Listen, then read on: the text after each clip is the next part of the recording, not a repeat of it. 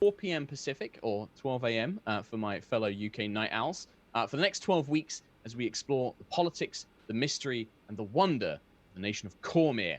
Joining me for these epic Arthurian adventures of awesomeness are my good friends, Anna Prosser, ShadyPenguinn, Mica Burton, and Nate Sharp. And we will also have our mysterious white text friend who will be chipping in with plenty of sassy commentary throughout the game. And fingers crossed, this one stays live, eh? Let's hope that happens. Yay! Hey everybody, hey everyone, Hi. we're live. We're here. Yay, We're here to play some we're D&D. It's We did happening.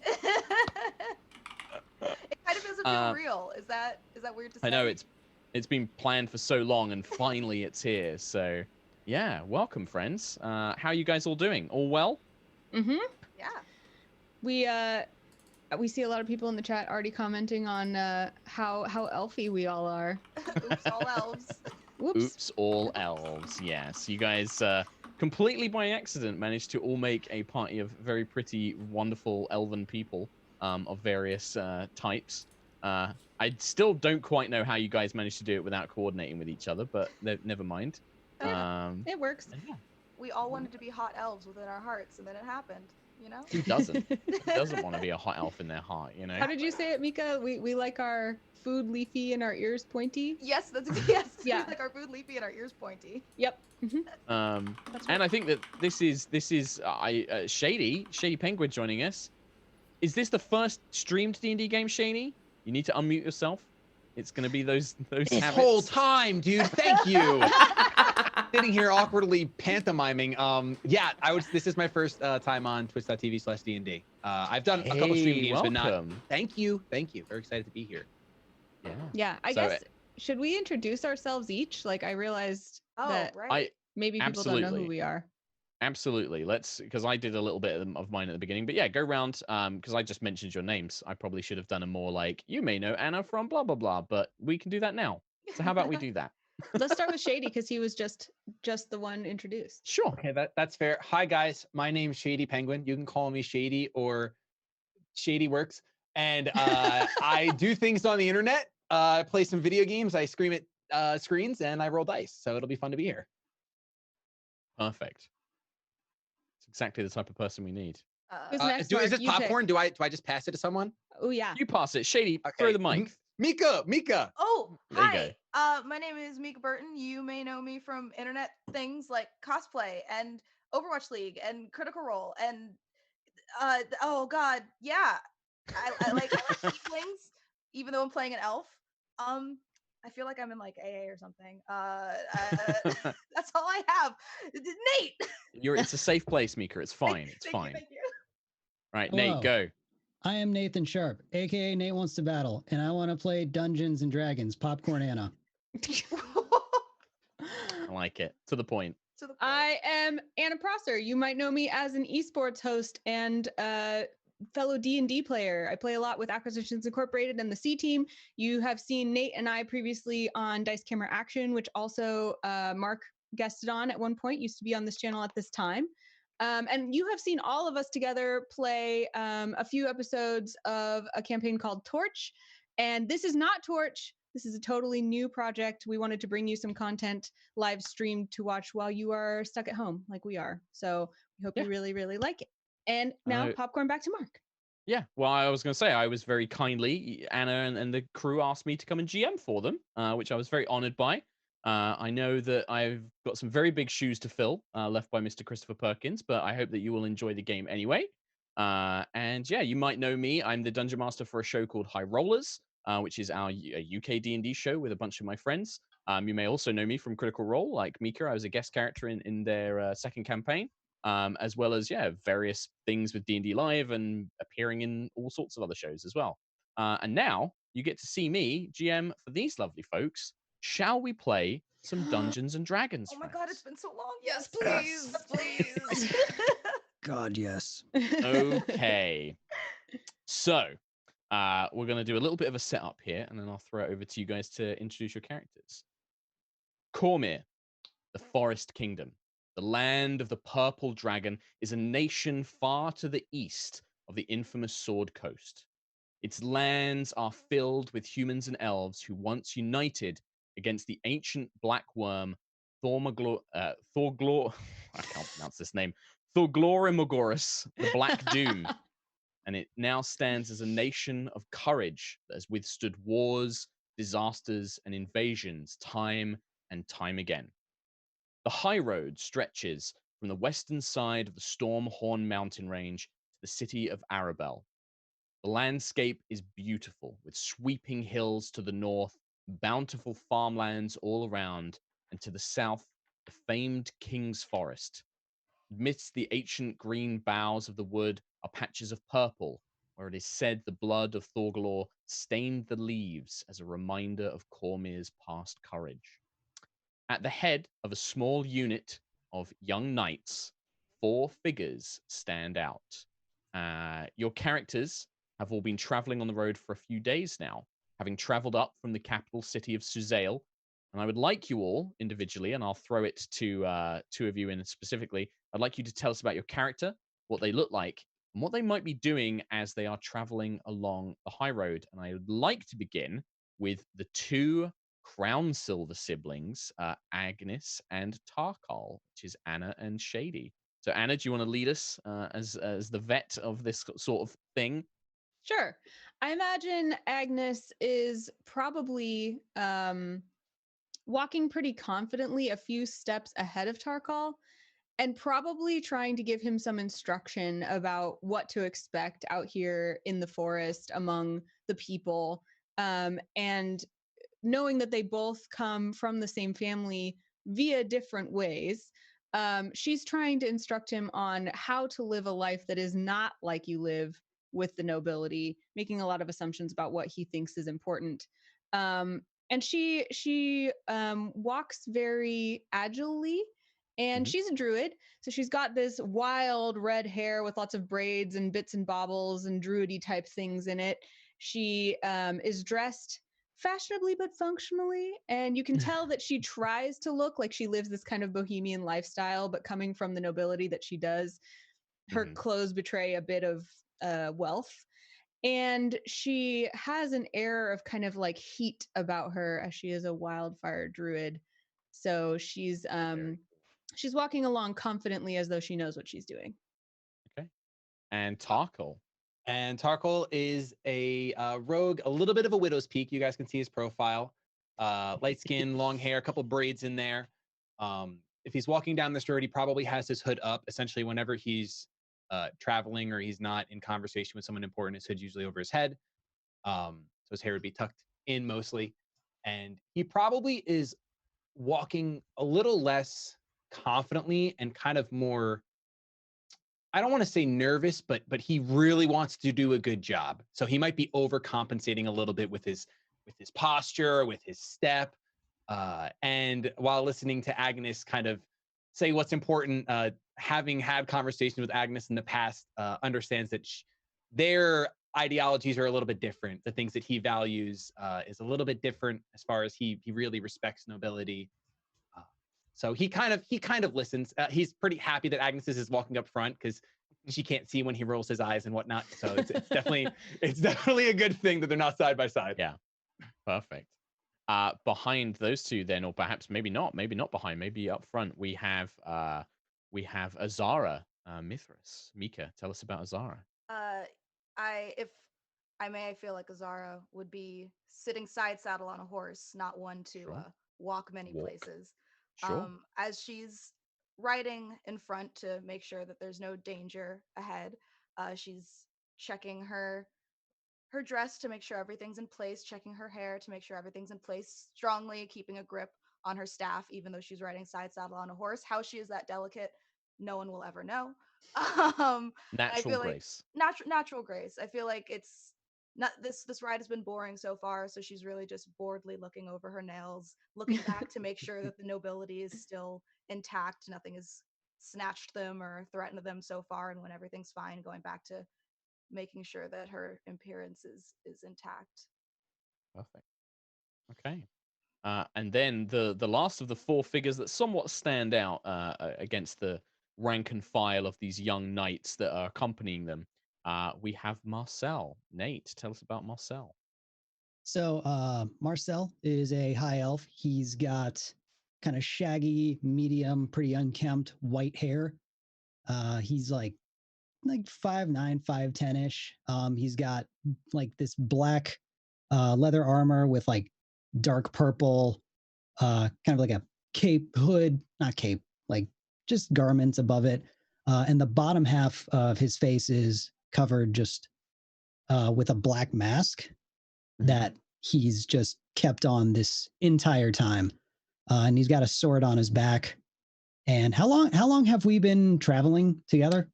It's probably been about sort of 3-4 days to travel up from the capital. You've been traveling across main road, so it's been quite fast as opposed to going through the wilds. But yeah, it's been like 3 or 4 days on the road. Okay, so over the span of 3 days, he's probably said like less than 10 words total. Keeps himself to himself. He does. Okay. Well, as we see your characters traveling along this pleasant country road towards your destination, as viewers, we see time begin to rewind at a rapid scale. Days flash by, and we find ourselves in the interior of a grand palace, immense in scale and decorated with rich purple banners bearing a draconic emblem and tapestries woven with Cormier's history. The four of you are seated in a very courtly room. There are several pairs of high-ranking knights in plate armor, war wizards in beautiful purple robes, clutching rods and staves with nervous glances around them. And all of you are staring towards a very regal woman in an elegant silver gown and golden crown. In her 40s, and a few strands of her long hair have begun to turn gray.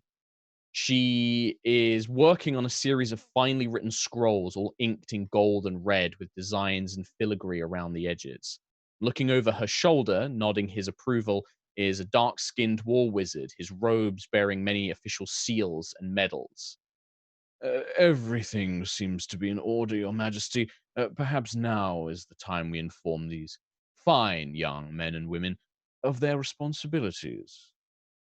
The woman in grey kind of lets out a sigh. Yes, yes. You're quite right, Dimmerlin, yes. We've brought them this way.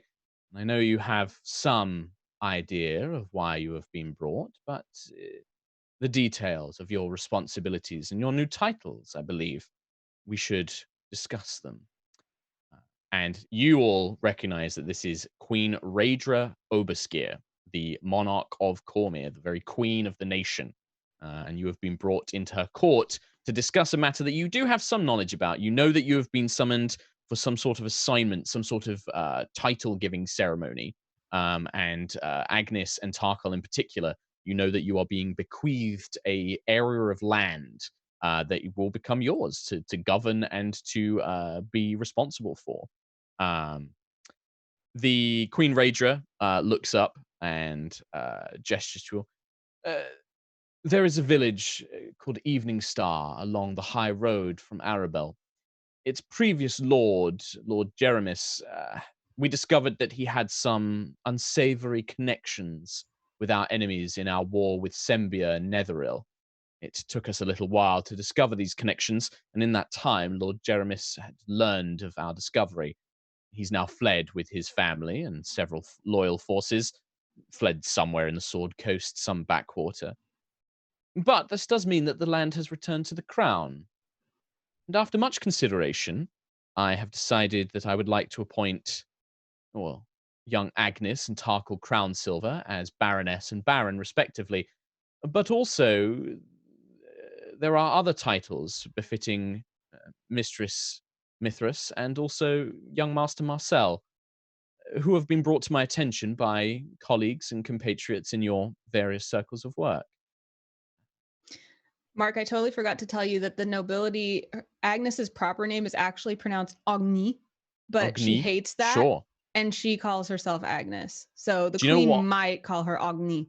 Well, you know what? The queen does call you Agnes. Oh, like, nice. You Cool. don't know how, like maybe she's learned of that, but there is a kind of acceptance of, yeah, she refers to you by the name that you prefer. Agnes but you see that, relaxes a little bit at that then. She's like, oh. but I think that the war wizard that you saw earlier has definitely called you Agni. Okay. rather than anything else. But the queen, yeah, referred to you as Agnes, which is perhaps a little surprising. She turns to you and Tarkhal first and foremost. As the newly appointed Baroness and Baron of Eveningstar, you will both be responsible for the safety and the prosperity of your people who live on the land. You will enforce the laws of the nation, but have the right to conduct your own judgments as well. You have free reign to develop Eveningstar as you see fit, though any additional funds beyond a seasonal stipend will need to be petitioned for or raised by yourselves, something I feel that you are both most capable of doing. You will also be responsible for collecting the crown seasonal tax and making sure it is delivered safely to Arabel. And also, if there is any matter to be discussed at court, you will be its representatives, whether by my choosing or by Duchess Marlear's request. A unit of knights will be sent with you as protection and to replenish the forces of the garrison there. But otherwise, Eveningstar is yours. We expect you to rule it justly in the name of Cormyr and to stand for Cormyr's values. She looks towards towards Azara, sorry. And then Azara, it's actually Demelin, who is a magister who speaks. Young war wizard Mithras, I have the great pleasure to announce that you are to be given the title of Magister. As the official representative of the war wizards in Eveningstar, you will be expected to act as both bodyguard and advisor to your new Baron and Baroness. All matters of magic within the region will be your responsibility. You have authority even above the nobility in these matters. If any of the local populace show magical talent, you will be expected to teach them basic control and deliver them to the academy for further training. You will also be called upon to answer for your region in our yearly council. If the Baron and Baroness wish, they may also might desire to build a research facility in the town, at which point you will be elected as its head. We trust that you will represent the war wizards appropriately, and perhaps this may also be a solution to the problem that we discussed, that yourself and Her Majesty knows about. We feel that this might be suitable. Kind of not missing a beat, the queen sort of just smiles and kind of nods her head towards Azara before very quickly turning to the masked man. Young Master Marcel, you have been personally recommended to me by several colleagues. We have a rare position for you. It is one not often given in Cormyr. The Minister of Arms. Normally, the Purple Dragon Knights oversee military matters, but due to our recent engagements, our numbers have been somewhat deplenished. As such, we need somebody who has a knowledge of tactics, of recruitment, training, who has an understanding of battle. And as such, we would like to offer you this position in exchange for a generous seasonal stipend into your personal accounts, as well as lodgings and a board within the keep itself. You would be responsible for patrols, recruitment, training, construction of any fortifications, as well as protecting the lands and the people of Eveningstar, as well as being a bodyguard to your new Baron and Baroness, much like Magister Azara will be. As a mercenary, you will not be formally in charge of any Purple Dragon Knights. You will have to work with a blade captain we'll be sending with you. But if you do procure any units or mercenaries of your own coin, you will be personally responsible for them. If any of you have any questions or concerns, you may now speak. She gestures to the four of you. Your Majesty, I accept this title only on behalf of the people whom I will use it to protect. And I bow like minimally, the most minimal acceptable bow to the Queen I give. Yes, young Crownsilver, young Agnis Crownsilver. I am aware of some of your philosophies, shall we call it. I look forward to seeing what you do in Eveningstar. I think you may find that good intentions might not quite match up to reality, but I look forward to seeing how you proceed. Also, how you work with Master Tarkhal Crownsilver. I believe that your familial relations are quite new. Is that correct? She looks towards Tarkhal when she says this. I think during that whole time, Tarkhal was doing the math numbers meme and was really trying to pay attention to everything she was saying. So when she like looked towards me and says my name again, I snap and I just bow. And I'm like, yes, that's correct. I will not let you down. He's still like, this is fresh for him. Yes, I hope so. I believe that you're, perhaps the two of you, I believe, will be able to forge quite a bond with the locals of Eveningstar, which I think is needed after their previous lord. He was not a particularly kind man. So you have some work to do, but I'm sure that the two of you can achieve it. Thank you for your confidence, Your Majesty. You are most welcome, my young maiden. Tarkhal's just now. You see, like, some of the knights are like kind of trying not to laugh as they see Tarkhal's reaction to it, but everybody keeps a very stoic face. Queen Rager turns towards Marcel and Azara. And what of you, our newly appointed Magister and Minister of Arms? Any questions or concerns? Azara just takes like a very deep, graceful curtsy, and kind of her hair flips as she comes back up. Your Majesty, I thank you deeply for entrusting me with such responsibility, and I swear I will not let you down. And she curtsies again. Oh, yes, I've heard much about you from Magister Demelin. He speaks very highly of you, and I must admit, Azara, I was quite close with your mother. You have my deepest condolences, but she was a very noble and courageous woman, and if you can, well, you do have some rather large heeled boots to fill, but I have every confidence that you will. Her staff is very safe in your hands, I believe. And she kind of gives you a very knowing look. And Azara grips it tightly, and the Mithras bloodline will not fall, I promise. And then she looks towards young Marcel, but doesn't say anything immediately, almost kind of letting the silence hang for a second. He just kind of gives a huff behind his mask and just, fine. You see, those of you who are paying attention, the knights and the war wizards are definitely like, how very dare this young man, disgraceful behavior. But Queen Raedra kind of just quirks an eyebrow and says, well, a monthly stipend is certainly a good motivation for any mercenary to do a good job. So I hope that we don't have to have any reason not to pay you the full amount, Master Marcel.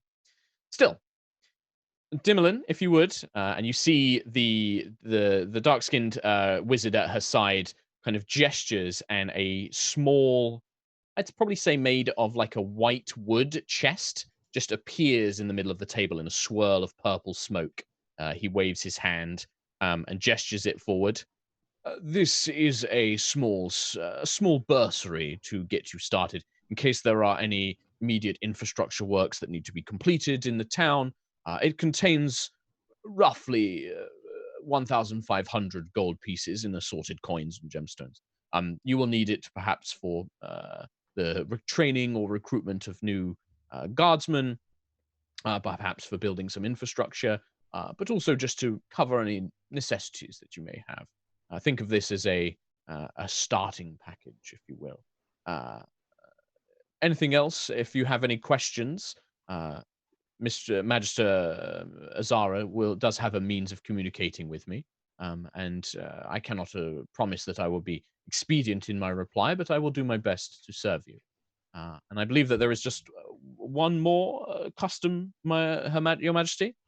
Yes, indeed, Demelin, she says. Now, it has been tradition in Cormyr for generations that these titles are bestowed with an oath of loyalty. And she raises her hand, and in another swirl of silvery smoke, a elegant-looking rune sword appears, the pommel of which is carved like a golden dragon's head. And you can see that it is ancient. This is an old sword, perhaps not one used in battle anymore. But she holds it up, and she rises to her feet, and she gestures for you all to do the same. And then she lays it out with point forward. If you would, place a hand upon the blade.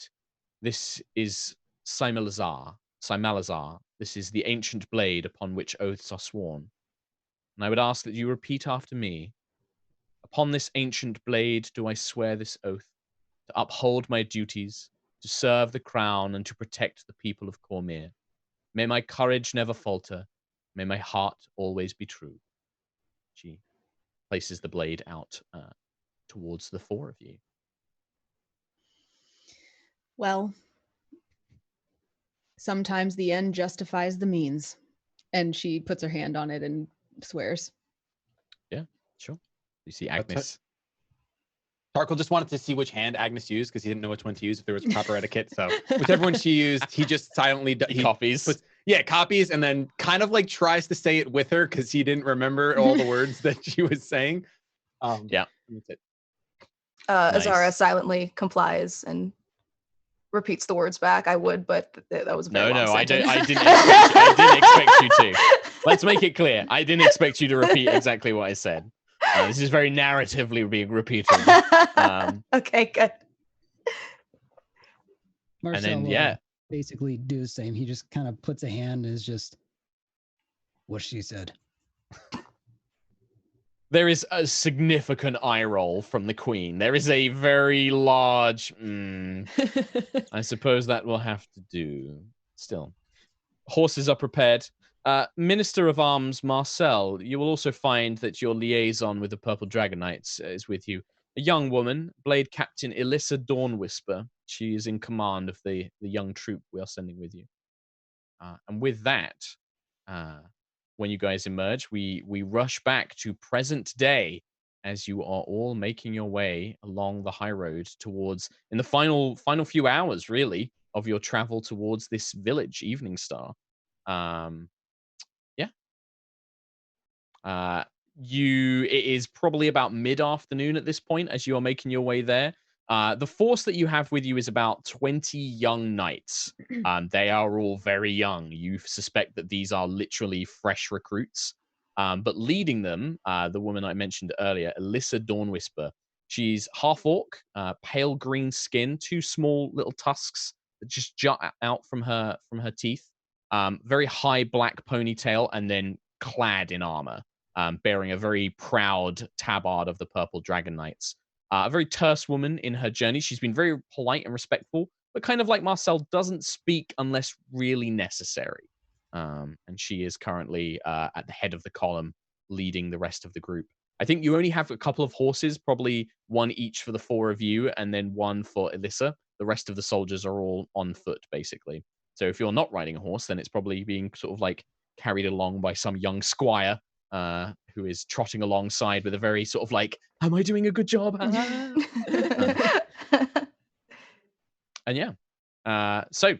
So cut back to normal time. Is there anything on any of your characters' minds? Any questions or anything like that? Agnis is going to look at the squire and be like, do you need any help carrying that? You shouldn't have to carry it all yourself just because of your social position. Oh no, my lady. No, I'm quite honored to be carrying a horse for you. It's absolutely. I hope to become a knight myself one day, and this is the first step. No, please, my lady. And he bows his head like, no, it is my pleasure. All right. Well, let me know if you want me to carry it for a while, okay? Yeah. He kind of looks around at his companions. Everyone's looking at each other like, what do we say? I don't know. But he just kind of. Yes, my lady. Yes. Thank you. Just kind of nods. She goes back to walking.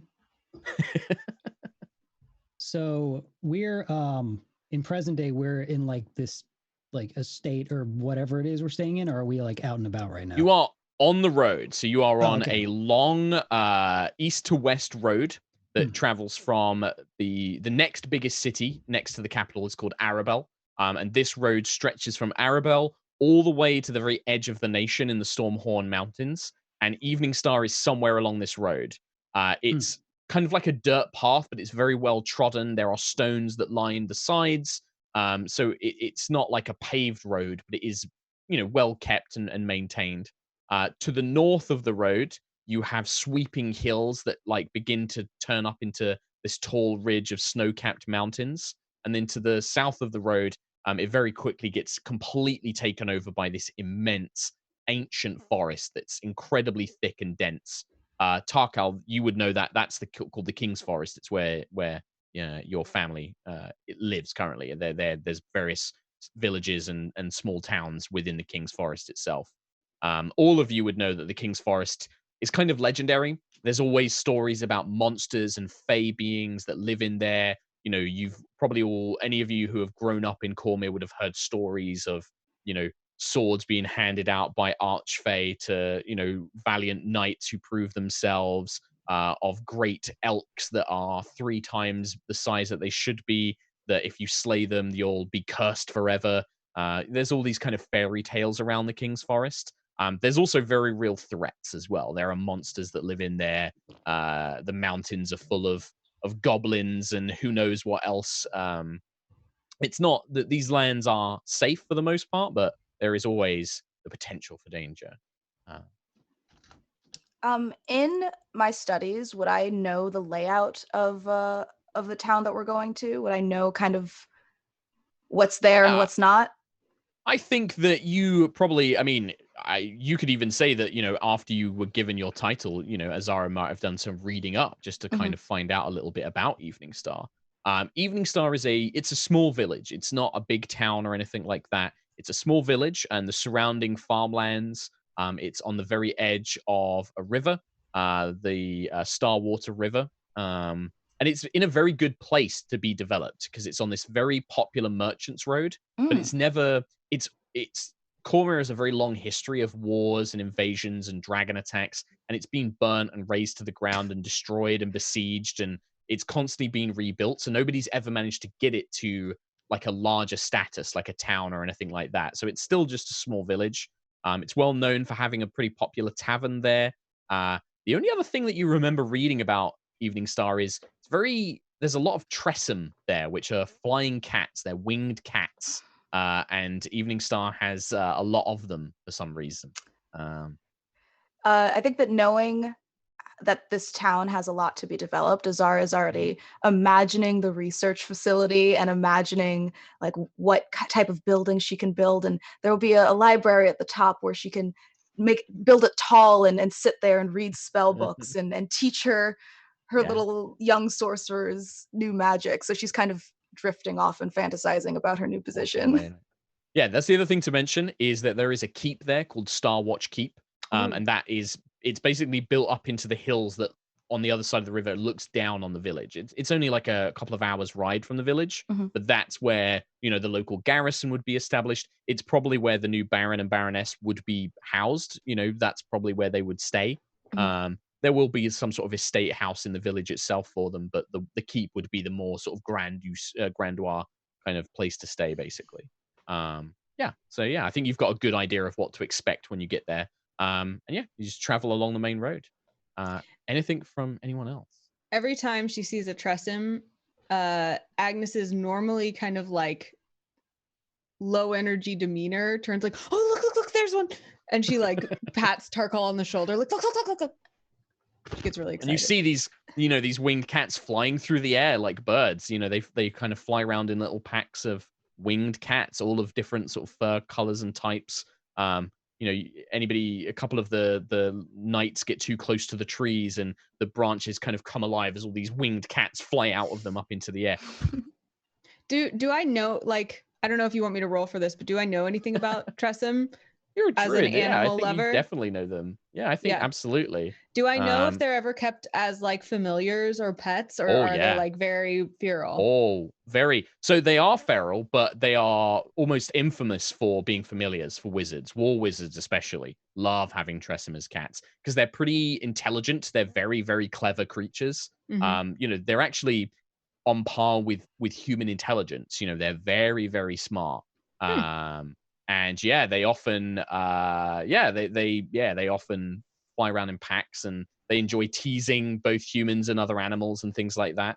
Pets and things like that. Probably not house pets. Like normal serfs and peasants probably wouldn't keep them, but noble families definitely. It would be like, oh yes, this is our prized tressum. This is our pedigree tressum that we've hand reared, and that sort of thing. They've got that kind of quality to them. Agnes is very clearly like hoping that as she lives in Eveningstar, she will have a familiar Tressym, if not multiple familiar Tressums. I'm sure that is something that can happen. What's the plural of Tressym? Well, Is let's it go with Tressym? Tressym.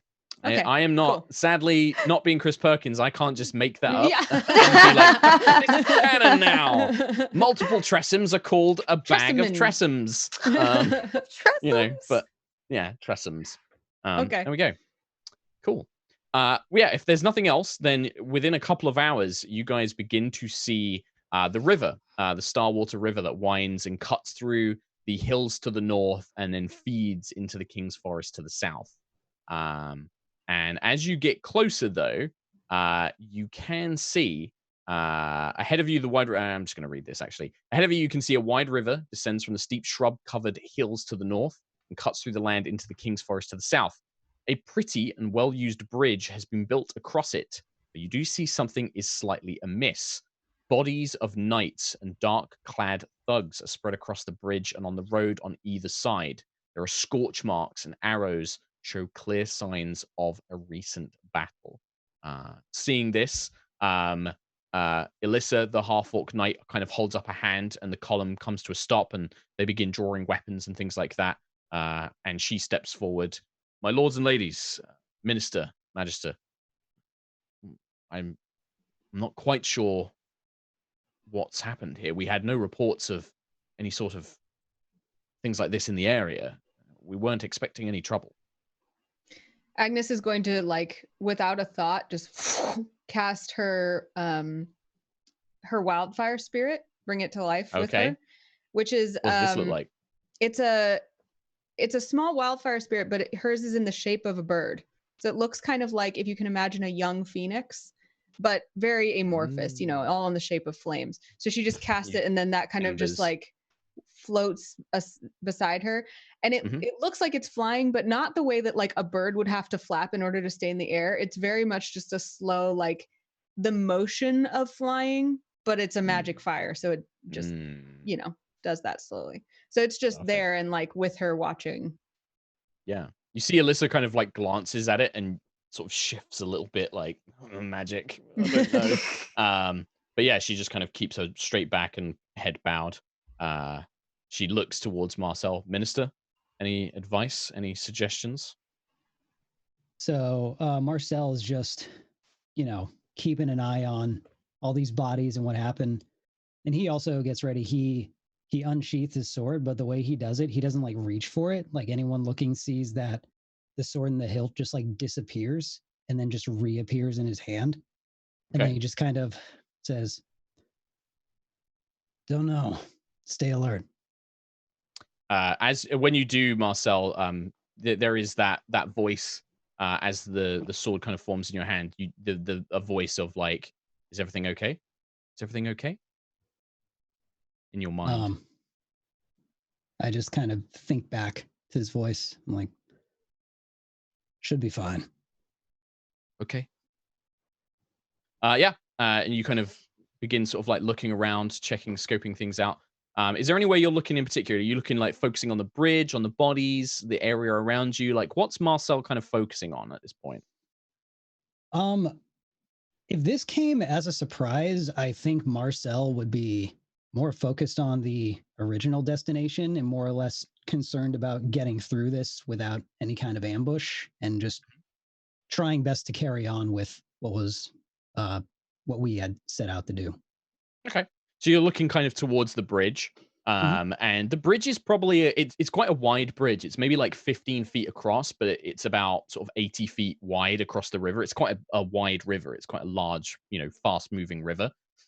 And as you're kind of looking at it, you do see that it looks like some of the sections of the bridge itself look a little bit unstable. Like maybe they've been damaged or kind of maybe cut, you think? If too many people try and move over it, there's a risk that it might break as you're looking towards it. What is Tarkhal? Is Tarkhal doing anything? Same with Azara and Agnis. Are you guys looking at anything in particular? Are you doing any preparations? You see that the soldiers are kind of like looking around warily, not really sure what's going on. I think at this point, Azara would have dismounted her horse and kind of given a cursory once over to Agnis and her spirit, but kind of rolling her eyes like, oh, you small baby little magic user, like let the big grown-ups take care of it. And so she gets a tighter grip on her staff, and the lightning crackles in the crystal, and she's, I think, would be more looking towards the forest surrounding to make sure that there's no ambush and no one's waiting in the wings. Okay. Yeah. So you kind of glance towards the forest to the south. And yeah, cursory glance. It's a very old, very thick forest. You know, it's full of like ivy, sort of bushes and shrubs. But you don't see any particular ambush or danger as you're kind of glancing around. The weather is quite fair. That, you know, there's no rain or anything like that. As you kind of, just keeping an eye out on everything, trying to make sure that nothing surprises you. Tarkhal and Agnis. I think. Oh, you sorry. go Go ahead. No, you go.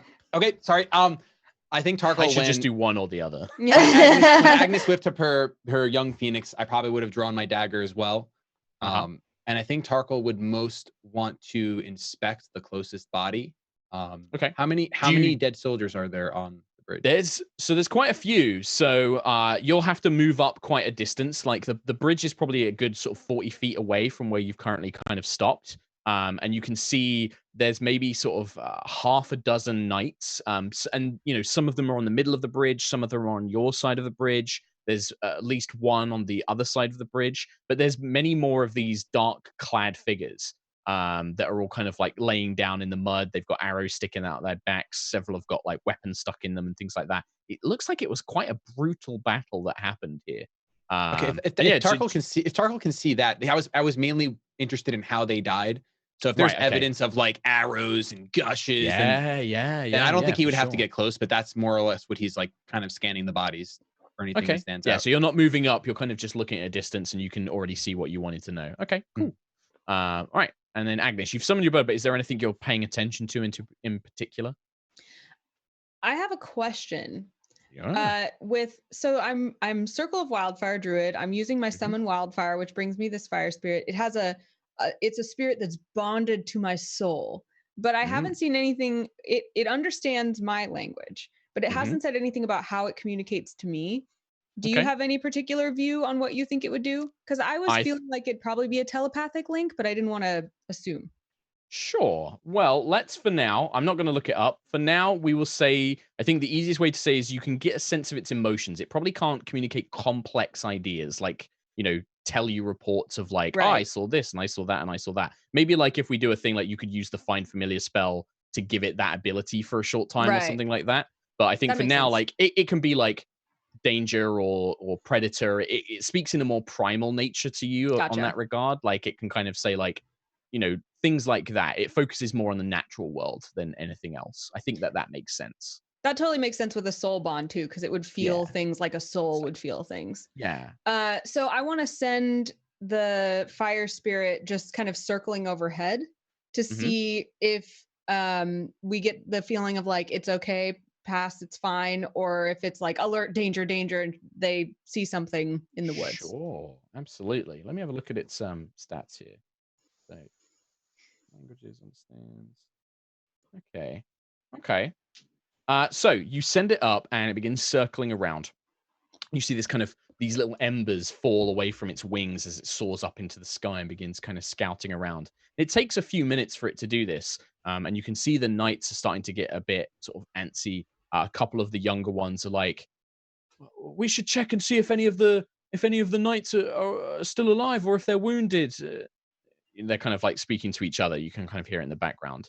The spirit returns to you. You get a sense of like it's cautious, but it's not reporting any danger it can see or it can sense, but it's definitely sort of wrong, not right. Something is off. You know, it doesn't like this situation is the vibe. Proceed with caution. Yeah. Okay. Yeah. But it doesn't see, or it's not like predator or danger or, you know, armed, you know, it doesn't give you any sort of like confirmed sightings of anything. I have a question. Absolutely, that's what I'm here for. So we see all this stuff happening on the other side of, well, it happened on the other side of this bridge. It looked like it might have started there, and then they fled over the bridge. Right. More people have died on the bridge, and then there are even some bodies on your side of the bridge as well, because it's quite a long bridge. So there's like, you can see in the middle of the bridge, like one of the knights is like slumped up against the side, arrow kind of sticking out their breastplate, like their eyes closed to the side. You can see a couple of these thugs have been killed there as well. And then on your side of the thing, there's a few more face down. A couple of the knights are laying face down as well. You know, hands reaching for weapons that have fallen out of their grip and things like that. Yeah, it looks like it kind of took place across the whole thing. Okay. And how big is this bridge? It's about 80 feet long. So, and then about 15 feet wide. It's quite big. It looks like it's like designed for wagons and merchants and large forces to cross. But you did notice that some of the boards look weakened and might collapse if too many people try to cross it at once. Okay. Marcel was the only one that noticed the weakening of the bridge, right? He is, unfortunately, yeah. So unless he tells you. I would convey that. Yeah. Okay. So yeah, Marcel lets everyone know. Right. Well, otherwise the column is getting a bit antsy. They look like they're kind of ready for battle. They've kind of got that eager, preparation for combat that doesn't seem to be coming. What do you guys want to do? Agnis, is it poor form for us to send half of our knights over this bridge with it being weakened, and then we can follow suit, and then the other half can come after? Is it wrong for us to not lead the knights over this bridge? That's a good question. We should lead by example, but I don't think it's poor form. You should learn to think for yourself. You decide whether it's poor form. And that's Tarkhal, just like, he's like, this is not, I just wanted you to tell me exactly what to do. Basically, like, I didn't want to think right now. And then I want to defer to, I forgot her name, I'm sorry. Azara? No, who was leading the front? Alyssa. Yes. Yeah, Ilhara. Yeah. I want to basically defer to her and say, what, the bridge is weakened. What should we do here? She bows her head when you go to speak to her, because she's not a noble, so she bows her head. My lord, I can have half of our forces go across. I believe the minister did say that the bridge is somewhat weakened. But yes, we could send half over now if you suspect something. I believe, if I may speak freely, my lord. And she looks at you. Yes, of course. I would personally like to check the knights to make sure, well, see if any of them did survive, but also to confirm their identities, if we may. That sounds very... Agnis, do you like the sound of that? Absolutely. What does Azara and Marcel think of this conversation playing out? Oh, go ahead. Oh, I just feel like Azara, hearing the whole bumbling over what should I do, and nobles arguing amongst themselves about how to even make one simple decision. Her eyes are rolling so hard. But she refrains from making any distasteful comments, and kind of silently goes towards the front of the knights to aid in any identification needs, especially because she's small and lithe, so won't break a bridge if going first. Okay. And then Marcel, anything? Another question. How far could I throw my sword? It's a long sword, right? So not designed for being thrown. Right. Like a throwing axe or something like that. I'd probably say, like, you could probably get it a solid 15, 20 feet, I reckon. If you proper, like... Yeah, I was thinking, like, not going for, like, targeting, but just, like, two-hand, full body yeet it. Yeah, maybe 30 feet if you really try. So if you wanted to throw it near the bodies, you could always move up a little bit, like, ahead of the others, and throw it as they're sort of making their way over towards it. Yeah, I think I'd want to try and get to pretty close to the end of the bridge. Just kind of telling everyone, I just tell everyone to, like, whatever they're doing, wait here. Because I more just want to check something. Okay. So I think, if I've got it correct, Marcel's going to move up, and then Azara and half of the knights will follow to kind of go over the bridge. And then Agnis and Tarkhal will kind of stay on this side with another half of the unit that you had. So you've got about 20 young warriors with you, kind of thing. Okay. So Marcel, you're the first one who begins making your way towards the bridge, and as you begin drawing closer, and Azara, you're right close, like next to Marcel, basically, along with Alyssa as well. You notice, Marcel, just glancing down, you just faintly hear a breath, and you see one of the knights who's lying on the ground. Their chest is ever so slightly falling up and down. I'll convey this. I just tell him this one's alive still. Okay. And then if somebody wants to like do something about that, but I'm gonna... Yeah. Oh yeah. Alyssa will definitely begin making her way unless anybody else moves up. But she's just like, and she begins making her way towards this injured man that she sees. Marcel, are you not moving? Are you just? Did you just convey it and are kind of staying where you are? How far along the bridge was that? Or this is right. No, this isn't even on the bridge. You guys are at where the bridge begins, basically. So this is like he's one of the ones lying at the front of the bridge, along with some of the others. So yeah, you've not quite made it onto the bridge yet, as you guys see this potentially still living knight. Half the guys are just behind you. As you see Alyssa bend down, she grips the kind of man and like checks, pushes him over. And then you see a glint of steel as some sort of knife comes into her neck, and she like stumbles back as you see this knight clad in chainmail, very, very not a knight in face. You can see grizzled beard of some sort of wild man, his hair all slicked back with sweat and dried blood, a toothless grin, as several of these other knights that were laying on the ground grab weapons and begin pulling themselves up.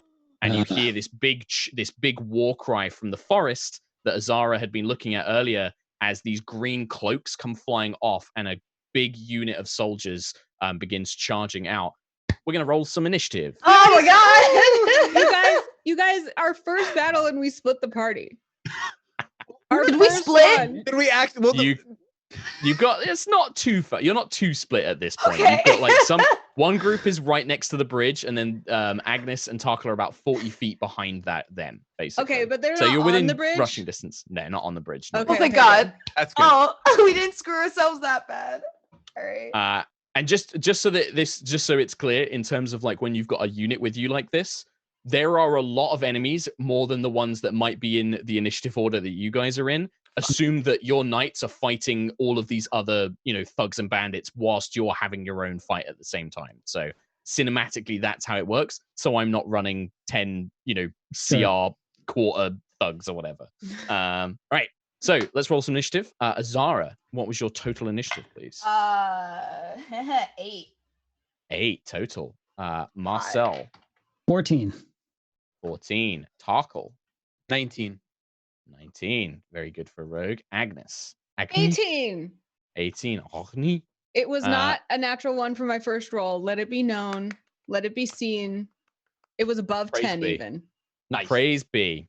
So the first thing that happens is Marcel and Azara, and you see Blade Captain Elharis just kind of stumble back, kind of clutching at this wound in her throat as this man rises. On the far side of the bridge, one of the knights has stood up and produced a longbow and is aiming in it from the other side of the bridge, and takes aim towards probably, he's pretty smart to recognize a war wizard when he sees one. So he will shoot towards Azara. Love that as he does so. So with one shot, that is going to be a total of 17 to hit. That hits. Okay, so this is going to be 8. That is going to be 12 points of piercing damage as this arrow into you, and then he begins kind of scoping out, trying to see his next target. That is his go done, as this arrow kind of thuds into your back, probably glancing off, not quite embedded in you, but enough to kind of knock the wind out of you and kind of set you stumbling as you do go down.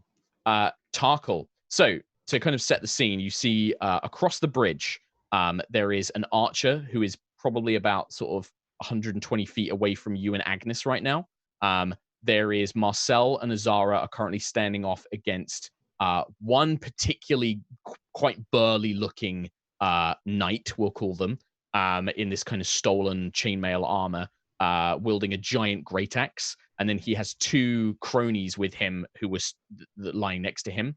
And then from the big pack that has like rushed towards the group of your knights, 2 of them have split off and are looking to engage you and Agnis. So you currently have 2 that are rushing to engage you 2, and then the Marcel and Azara have got 3 currently facing off against them, and then an archer across the bridge. Okay, I think I would just with my dagger in hand, my kiss of silver. How far away am I from the one? Because there's 2 that approached us. Am I like parallel with one? Yeah, assume that they're in melee range with you already. Okay. This is theater of the mind, so they've rushed up as you're kind of like reacting and drawing your weapons and things like that. Okay, so I think I'm just gonna toss my kiss of silver towards the one that's closest to me. Like it's like almost like a kunai. Yeah, using it cool. as that. That's I nerd. love it. No, I love it. As a point as well, Anna, you are up next, so have a think about what you want to do on your turn, and then it's Marcel after you, so you guys can prep your turns and go. Cool. So go for it, Tarkhal. Let us know. And I get to roll with advantage due to assassinate because this player haven't acted before you. Acted, absolutely. Yes, you do. Yes. Oh, shit. Oh boy, that first one ended up a 10 and 26, 19. Oh yeah. So yeah, the kiss of silver, this kind of dull silvery blade flies out and just catches one. Roll your damage for me, man. Yep. So and you get sneak attack. So because you had advantage. 1d4 plus 4, so 5 on the d4 and then 4d6 for the sneak attack. Yeah, that's what we like to see. Love sneak 11 18 total damage. No, I'm sorry. 23 total damage. 3 total damage. Jeez. So you watch as this guy is running towards you, and you can see like this big melee with your knights happening in the background. With a flick of your wrist, the kiss of silver, your knife comes flying out and just embeds in his throat, and you just hear this kind of like as he just collapses to the ground, dead. And then with I believe you wish the dagger to return to you, right? So yes, I believe at the end of my turn, right, it'll come back to me. Yeah. So you kind of like watch it as it blinks. It almost seems to turn into kind of starlight, and then it just appears back in the sheath on your belt. It just kind of appears back there. So badass. And I think Tarkhal's going to move towards Agnis, just to kind of be so with you her. kind of move up next to her and kind of back to back with your half sister. Cool. Nice. Agnis, your turn. I know you've explained the position a bunch of times, but just to clarify to make sure. This is fine. This is theater of the mind. This happens. Yes. So you have. Do you want me? No, go ahead. Yeah, go ahead. Okay. You've got one who has rushed towards you, who's in melee range with you. So he's kind of rushed towards you as this whole thing was kicking off. Marcel and Azara have got 2, let's call them minions, and 1 knight, we'll call him, that are engaging them. And then across the river on the other side of the bridge is an archer who's taking very deadly aim with a longbow. So there's only 4 total. Fighting you guys. There is also like 20 of them fighting your knights that have rushed in, but we'll kind of make that an abstract battle going on around you. If you've got things that you can do to do an area of effect, you could definitely, turn the tide of that and solve that problem immediately. Yeah, as this is my first engagement with it, what I was hoping to do is find a separation point between our forces and their forces and do something there. Is there a separation point? I know what you want to do. So it's going to be tricky. So you will definitely be able to give your side the way that I'm going to do this kind of stuff. And this is lots of home brewing because there's not really solid rules for mass combat. Is you will be able to give your side a very firm advantage because I'm guessing you would like to cast Wall of Fire, Anna. Oh, you guessed correctly. So you would basically be able to, because the melee has become this big muddled mess when your soldiers are trying to kind of like, reform and gang up, but also your forces are slightly split because there's 10 of them rushed towards the bridge, 10 of them stayed behind. So you do have this kind of like mixed melee going on. What you'll be able to do is give your side an advantage, which will reduce casualties if you were going to suffer any. I basically make a roll at the end of the battle to see how well it went. And you'll be able to minimize any casualties you might receive. You might also be able to free up a couple of minions that will be able to come and help you guys and will give you advantage on your attacks, basically, because they'll be engaging the enemy for you. Okay. And I think like fluff wise, I imagine that what was happening is that Agnis wanted to cast Wall of Fire right when they noticed what was happening on the bridge, like before the forces even met. But it took her a second because she was kind of like, like trying to build this giant fire and swirling it around her. And also kind of looking over her shoulder at Azara to be like, do you see what I'm doing? Do you see me being a really good magic user?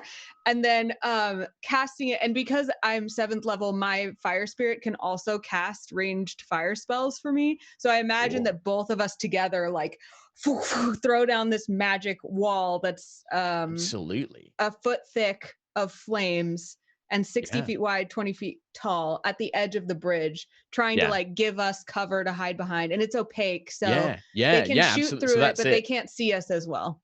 Right. So what that will do is that will prevent the archer from really being able to target you and Tarkhal. He'll still be able to get a slight shot on Marcel and Azara, but it'll prevent the archer from being able to target you or like any of your soldiers.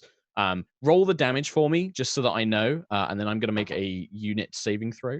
I also was imagining I was going to try to cast it like the two that are in melee with Marcel and Azara. I was going to try to cast it like right on top of them, so it's like right there. If that works. Well, okay, yeah, you can try that. Yeah, for sure. Yep. Okay, cool. Let's see, 5d8 fire damage. I should have gotten more d8s. One. And then what's your DC saving throw as well? Just while you're counting out dice, so that I know. The saving throw is the spell DC is 15. 15. Okay. Yeah. And then that guy. Okay. 16 and 23, 30 fire damage for anyone who's affected. Okay. So it looks like that because of the way that the two of them were so close to Azara and Marcel, and your units are mixed in, the two that were fighting, or the three that were fighting those guys, they're going to take slightly less. But the unit itself, you just watch as a bunch of these kind of like barbaric, very thug kind of bandit-looking fellows. Some of them are just incinerated by this wall of fire as they're just like, ah! Wilhelm scream as they go running towards the river to try and dive in to get out of the way. You see several of your own knights kind of pulling back, kind of like, oh, kind of calling out as this wall of fire erupts between them, giving them some cover to reform. And you see them beginning to split off into individual sort of squads so that they can gang up on the enemy, giving them a distinct advantage. If anyone watching hasn't seen Wall of Fire before, it's so awesome because it's not only a wall of fire, but it goes poof, and it like pushes a bunch of fire forward like 120 feet. So it was at the edge of the bridge and then. Yeah, I think. Cool. Yeah, I think it's 10 feet in that area of like when it summons, it's like this kind of area where it erupts. Is the bridge okay? Actually, maybe not. Mica, you beat me to it. Yeah, the bridge is alight. Like the bridge is on fire. It's my god! As this rolling flame kind of erupts. Yeah. Which you just see Azara like sigh and like pinch the bridge of her nose, like fucking young fire. Like, why would you do this? Agnis is like, haha. Marcel. As you see this wall of fire erupt, splitting up many of the forces, but giving you a brief moment of cover, what would you like to do? So there was an archer from the other side of the bridge, right? There is, yeah. It's about 80 feet away from where you currently are, on the other side of the bridge. And then you also have 3 of these pretend knights who have basically stood up and have drawn weapons on you and Azara. Okay. Oh, that's far. 80 feet is farther than I thought. So that, never mind. I'm not going to do the thing I was going to do. I mean, you could run across the now burning bridge to get closer if you would like. Oh, I could do that. Sure could. I could. Yeah. No, I'm not going to do that. Okay. Because you said he's 8, so that would put him 80 feet away. Yes. From your current position, yeah. He's 80 feet from your exact spot right now. Okay. Then I'm going to very, very unique and interesting. I'm gonna magic missile. It's a classic. Don't knock it. Yep. Sure. So could I, because like, do I still have eyes on him with the bridge being on fire? Yeah, I'd say so. Yeah, like from your position, because he can shoot at you, so you can see him, but he can't really see Agnis and Tarkhal right now because of the way the bridge is kind of cutting it. Yeah. So basically, arrows come in from the other side of the bridge where there's this actual thing. Marcel will see this and just be like, Coward. Like shoot missiles back at him. Just see how you Sure. like it.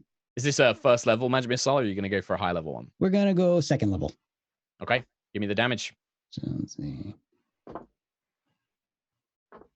So you see these streaks of energy, and do they have a particular look to them, Nate? As like he conjures these missiles. Oh, I didn't think of that. I'll get back to you. That's fine. You get back to me. It is for 12. 12 points of damage. Okay. So you see these missiles of yet to be determined aesthetic slam into him, like churning up the dirt around him. The archer kind of has to throw himself to the side to avoid being slapped in the face by one. But manages to stand, but you can see like he's kind of like standing on his leg a bit awkwardly, and his shoulders being pulled. Very clearly injured, but still standing as the missiles fly out. And yeah, so anything else on your turn? You've got 3 who are kind of basically on top of you at this point as well. I don't really have anything that I can do, so unless I have a bonus action that I didn't see. Maybe. No, I'm good. Okay. All right. So as you do this, you see the kind of one, the grisly one that stabbed the knight in the neck. He turns on you and he's just like, got ourselves a couple of mages. The Thorn Hand will give a pretty penny for these ones, boys. And he calls out, and you can see a lot of his companions seem riled up by this. And then he brings this giant great axe down towards you, Marcel. And that is going to be only an 11 to hit, however. So the blade comes up and sparks fly as you parry it. You do maybe hear a little voice of just like, this doesn't seem very good. Just like while we're fighting, you just hear Marcel randomly like sword fighting crowd. It's fine. Yeah. But yeah, you see that all of the 2 next to him, and even the one next to Agnis, seems to be emboldened by him calling out. And you hear this name, the Thorn Hand will play a pretty penny. Make sure you kill him. He'll reward any of you as you guys are fighting. But yeah, misses with the attack, unfortunately. Zara, your turn. Yes. With my movement, can I move in a way that gets any 1, 2, or 3 of these guys in melee range in a straight line? I will say you will be able to get the sergeant-looking fellow, the one who's giving these orders, and another one of these knights in a line. But to do that, you're going to provoke an attack from the other one in range. Why you got to do this to me?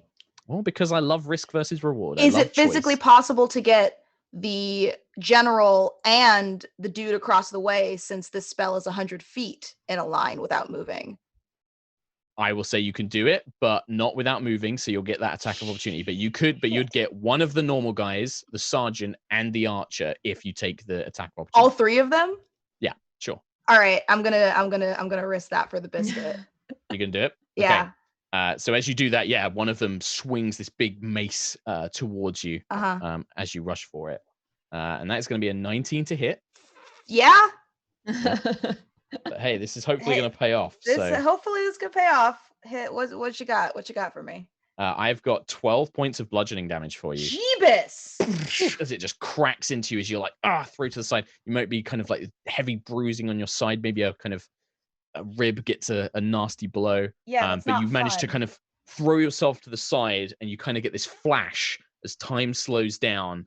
And all 3 of them begin lining up as you feel that lightning power surge through your body. Cool. Just because this has annoyed me enough at 3rd level, I won't go too crazy. I'm going to cast lightning bolt in a straight line, since the bridge is already on fire. So heck the bridge now. Right down the middle. Sure. The save is Would you like to do any sorcery stuff, like sorcery point stuff? Or you want to save them? I think I'm gonna probably spend some sorcery points to cast a second action after this. Okay. But at first, well, you need to do if you want to do that, you have to quicken it, because the way it works is if you cast a spell as an action, the only spell you can cast is a bonus action. So it's a weird thing. Then I'm gonna quicken this one with sorcery points. Perfect. Okay. And cast lightning bolt. And then you can do a cantrip after this with your action. Perfect. Okay, so 2 sorcery points. 2 sorcery points. I have 3 dex saving throws to make. Yes. So what DC am I looking for? 13 of Right. All right. Regular guy fails Uh-huh. completely. Okay, 8d6. Jesus. Oh, 1, it's actually 2, 3, no, he's not even gonna get 4, that. The sergeant fellow 5, is 6. sergeant fellow will succeed, and then the archer on the other 7. side is a natural 20. Hate that man. 8. Okay, well, let's see. He's already injured. Can somebody do quick math for me? I will Sure. do. I can probably do. Mark We can have do it. 6 plus 2 plus 8, 5 plus 13, 6 plus 1 plus 19, 2 20, plus 1 plus 3 plus 4 plus 2 because of my elemental affinity. I lost those last few numbers. I got was really 29. following. I'll go with that. I'll Okay. trust Anna. I followed it up to I a tried. point and then I lost did my it. best. Jeez. So yeah, that's 29 points of lightning damage. Okay. So a couple of things happen. White text friend Um, says it's 610 though. Well, I don't trust white text friend. So okay. So this is how it goes down. So you watch as Azara kind of throws herself to the side. These targets all line up, and you feel that bolt of just kind of rage and energy channel out, and it strikes across the water. As it hits the river, you see steam sizzling up as this bolt of pure lightning streaks across it. The first man right in front of you, one of these minions, just is obliterated. You just watch as his skin in the chest just goes completely black. The metal goes super hot and splinters out as this lightning bolt streaks past. The sergeant fellow manages to throw himself backwards just enough that you see deep scarring kind of stretch across his arms and shoulders, but he's still standing. And then finally, the bolt connects with the archer at the very far end. As he's bringing up another arrow, the lightning bolt strikes the arrow, splintering the wood and coursing through his body, and he just slumps to the floor dead as the archer just collapses to the ground, and two of them smoking corpses left by Azara's magic. And I still have a cantrip to use. Yes. So there's only one dude left alive. There is one who is fighting Agnis and Tarkhal, which you can't see because of the wall of fire. Right. And then there is this sergeant fellow who is also standing. And then there's one other guy with you that is just barely alive. Who seems heavily injured. How close is the sergeant fellow? 5 feet. He's part of the ones who's right next to you. I'm gonna point at him and cast Toll of the Dead. Okay. Yeah. Okay. Yeah. What do I need to do? Tell me. Wisdom save of 13. It's going to be 14, 15, 16, I'm afraid. Darn it, but he still takes 1d8 of necrotic damage. No, nothing happens. Darn. Okay, no problem. So you kind of, what does it look like when you do the bell? Because obviously lightning, right? I can imagine. But what's this Toll the Dead like? I point at him, and kind of in the distance, everybody can hear like these faint bells ringing, and kind of lightning cracks from my finger, but sadly nothing happens. It's like this like snap of thunder, but nothing happens. Nothing happens. You just see him kind of grit his teeth and kind of slap his head a few times, like something's trying to affect his life force or something, but he just kind of snarls as he does so. The two remaining ones, Agnis, one of them will take a mighty swing at you, seeing you conjure this wall of fire. Just like, I'll kill you for that. Oh, foul sorcery. As he calls out, striking towards you for a 12 to hit. That does not. Oh, actually, Agnis sorry. just... I forgot he gets an extra D4 because of his sergeant. That's only a 14. That does hit. Oh. My AC is 13. So, spurred on by his sergeant, who is still alive, he manages to strike a blow for 7 points of bludgeoning damage. As this mace swings past. And then the last one, who is with Marcel and you guys, will try and strike at Marcel for a 21 to hit. Yes, that hits. That is going to be 10 points of bludgeoning damage, Marcel, as they kind of get these blows in. And you can see that the fight around you, this big unit battle, this skirmish, heavily going in your force's favor.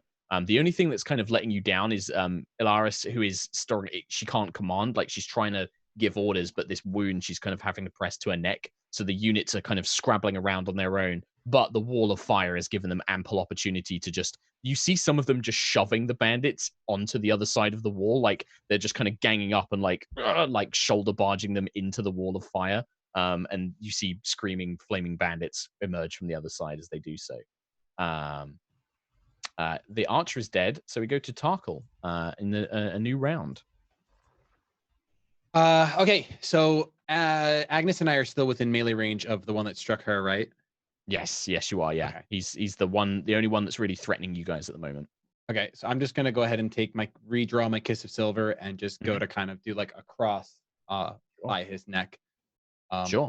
Which I believe I should get advantage still because you have an you don't get the advantage because of the assassin thing, but you would get sneak attack because Agnes is within 5 feet of him. Yes. Okay. So roll. No advantage, but yeah. Gotcha. If you hit, you get sneak attack. 18 plus 7, 25. Yeah, that's a hit. Cool. Yeah, that's a hit. So they're the D4, which another one. So the first part is 5, and then 4D6.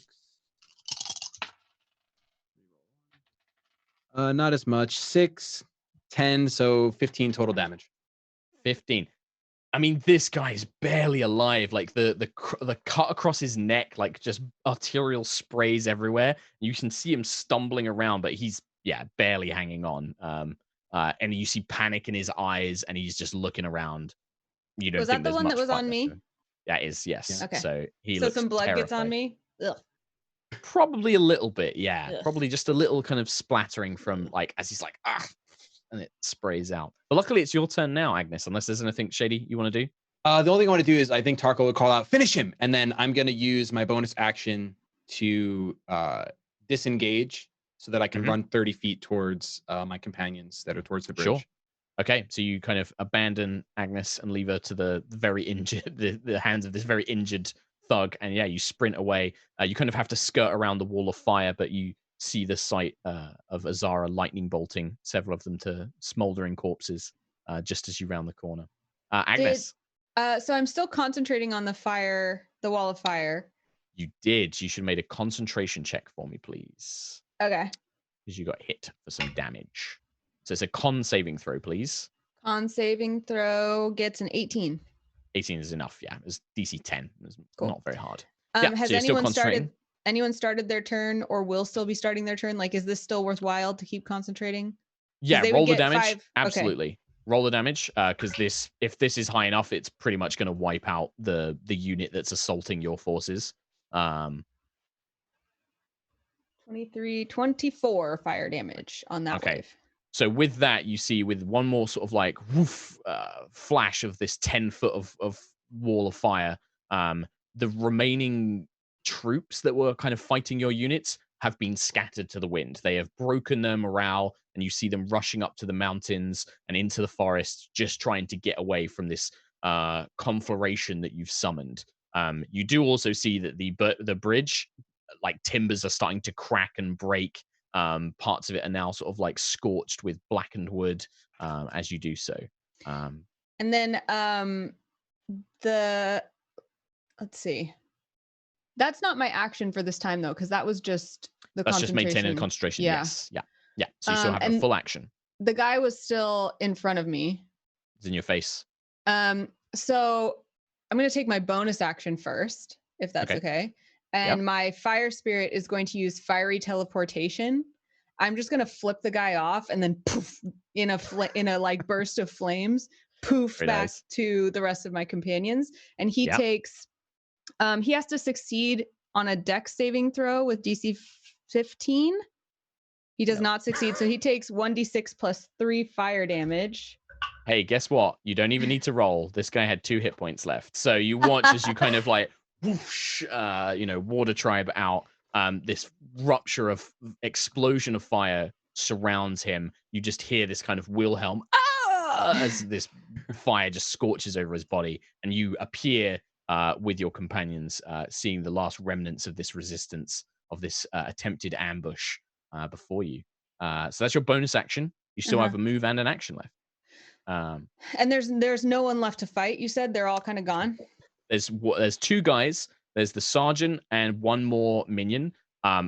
They don't look particularly happy about what's happened. And now that all of their forces are breaking, you can see that panic setting in their eyes, but they are still standing. I'm gonna cast Ice Knife at them. And the way as a Ice point, Knife, yeah. Marcel and Azara are both next to them. Oh, dang it! Then never if there's mind. An AOE, yeah, I was gonna say because I know it's got an AOE. Guys are in my way. So imagine they've got like this little melee now where it's these two enemies and then you've got Marcel and Azara next to them. And then behind them is this wall of fire kind of silhouetting it very beautifully in flame as this burning bridge collapses into the river. Okay. That poor bridge. It's probably not that bad. All right, then I'll just step back from my nice little vantage point and just scorching ray with little finger guns. Yeah. Go for it. So that's a ranged spell attack. Yeah. And that's going to be, please. So you get 3 of these if you're casting at 2nd level, and they each do 2d6, but you have to roll for hit for each one. 22 is the first one. Which is that against? Is that against the more senior-looking guy or the minion-looking guy? The one that's on Azara. So that would be the sergeant-looking guy, I think. Oh, no, yeah, sure. We'll say sergeant. Okay. So should I do his damage right away? Yeah. If you would, it's 1 race, it's 2d6. Yep. He takes 7. 7 points of fire damage. The second attack is a 19, so also on him. So it hits. Yep. They actually have the same AC, so. Okay. And he takes 10. 10 points. So you watch as like one streaking, lance of fire engulfs his shoulder, sends him stumbling back. The next one catches his face and all of it begins burning, and you hear the kind of sizzle of unfortunately flesh being burnt. Is he still standing? He's barely, but yes. All right, I'll take him down. Oh, I roll a 9 that time. That is not going to be enough. So it's pew pew. It kind of arches into the river, and you see steam beginning to pour away as this lance of fire scorches its way through the waters. I wave at Azara. A good turn. There you go. I got you with my magic. I'm helping you. Just like blatantly ignoring. Marcel. All right, so there's still 2 guys on us, correct? 2. Well, I mean, maybe 1.5 men, really, because one of them has been severely burnt and beaten up and lightning bolted. But yes, there are still 2 enemies surviving next to you. Okay, so on one of them, let's go with whoever is looking less roughed up. Okay, so that's the minion guy. Yeah, the whole man, not the half man. Yeah. I'm going to go ahead and cast Firebolt on him. Okay. They are next to you, so you would be at disadvantage because it's a ranged attack. Since when? Since always, Nathan. I'm afraid that if you have an enemy next to you, if you have an enemy within 5 feet of you and use a ranged attack, you have disadvantage, I'm afraid. So the first one's a 15. Okay. The second one is a 19. Okay, the 15 is just enough that it doesn't hit him. He manages to throw himself to the side as this bolt of fire launches past his shoulder. Okay, cool. Well, with my war magic, if I use a cantrip for my action, I can use my bonus action to attack anyway. There you go. Fuck him. I'm going to swing my with sword the blade. Yep. So that. Okay. That's a 16. That is exactly what you need to hit this guy. So the sword, the enchanted blade comes swinging up and cutting in. Roll the damage for me, my friend. Do I get versatility on this? If you are using it two-handed, if you don't have a shield, then yeah, you can be using it two-handed. I literally have no shield. Then you can you would make sense that you use it in 2 hands. So that is the D10. 10 total. 10 total. Ooh. So you watch as this deep cut kind of ruptures through parts of, you see kind of links of chainmail go spilling out as you cut this deep blade, and the enchanted edge cuts through the armor. And yeah, it just kind of streaks through. Still standing, but again, you can see him now clutching his side. He turns around, he's like, "We gotta get out of here, boss. We need to get back. Tell him what happened." As you can see the panic and morale break in this man. Just like, he does. Oh, no, you're dying today. Okay. Anything else, Marcel? No, that'll be it. Okay. The sergeant-looking fellow, he kind of like, he's like, you. He looks at the minion. He's like, you effing coward. I'll stay until our fight. I won't let you take my lord's lands. And he just goes to swing in towards Marcel with a big great axe, basically. That's a natural 20, I'm afraid, Nathan. I'm so sorry. Bring it on. So sorry. So sorry. This is pretty meaty because this is a great axe as well. So Bring it on. At least it wasn't me. That is going to be, let me just check his strength modifier, 21 points of damage as this big great axe comes cleaving down in this rage-filled strike. You know, he's just like, brings it down in a sweeping blow. Azara. Ow. It's my turn? Yeah. I'm going to, you know what? Screw it. At 4th level, I'm going to cast Witch's Bolt at this big, beefy, axe-wielding looking fellow. That dex save? No, that's just a sweet roll right there. Oh wait, is there dex save? It's going to be the same thing for Nate. If you attack with a ranged spell and they're within 5 feet, it's disadvantage on the attack roll. Oh, it is? So you can move away, but you'll get an attack of opportunity, but then you'll be able to cast a spell with normal. I take it back. I'm going to use my bonus action first. Okay. And cast Dragon's Breath on myself. Okay. Yep. And yeah, and then as my action at the 4th level, I will breathe lightning breath on this man. Yeah, and I'll say you can aim the cone so you don't catch any of your companions. You can kind of turn it so you can. I would like to specifically, is the other man also in this breath? Or is it just one man? Yeah, no, I'll say you can get both because he was attacking you. So yeah, you can get both. I would like to fry both of them, pretty please. It's a dex of 13. But it is lightning still... breath sounds terrifying. It is. Does it have a scent? Does it have what does lightning breath smell like? It oddly smells like cinnamon. Okay. That was a very fast response. You had thought about that before. Okay. Beautiful cinnamon scent wafts over as this cacophony of sparks and thunder and lightning emerges out.